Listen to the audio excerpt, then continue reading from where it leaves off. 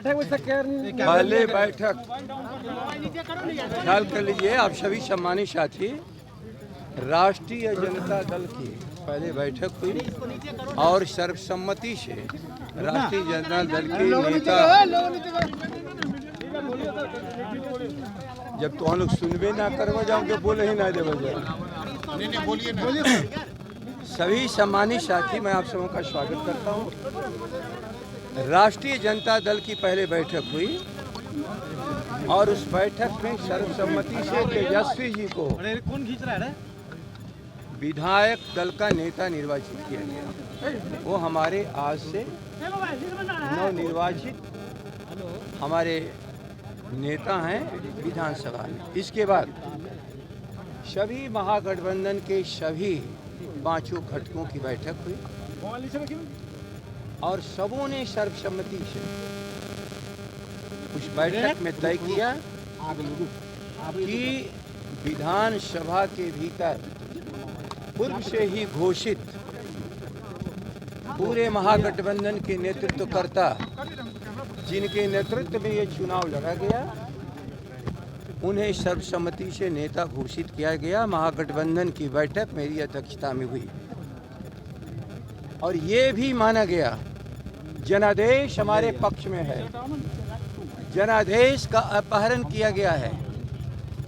धन, बल और छल, इस देश के अरबपतियों का धन और पदों पर बैठे हुए भारत सरकार से लेकर के अन्य राज्यों के जो हमारे मुख्यमंत्रीगण हैं, कितनी ताकत लगाया वो पदों का बल आप समझो। इससे भी उनका काम नहीं चला। छल के द्वारा अपहरण किया इस जनादेश का और सबों ने मिलकर के कहा जनादेश हमारे पक्ष में है।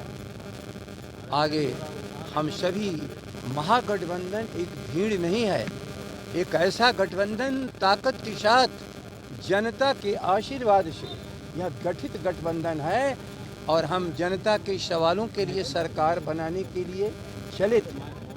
चाहे पढ़ाई हो, सिंचाई हो, कमाई हो, बेरोजगारी हो, शिक्षा हो, चिकित्सा, इन सारे सवालों के साथ बिहार की जनता खड़ी थी और आप लोगों ने भी देखा है, गवाह है इसके कि चिलचिलाती धूप में भी जनता हमारे सवालों पर साथ और सहयोग देती रही है।